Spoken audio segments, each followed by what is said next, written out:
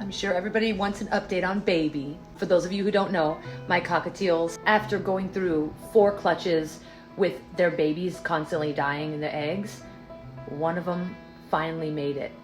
So it was born 3 days ago, and Nico and Nari are doing amazing at being parents, and you have to see. Nico and Nari will be in there with the baby together a lot and feed it together.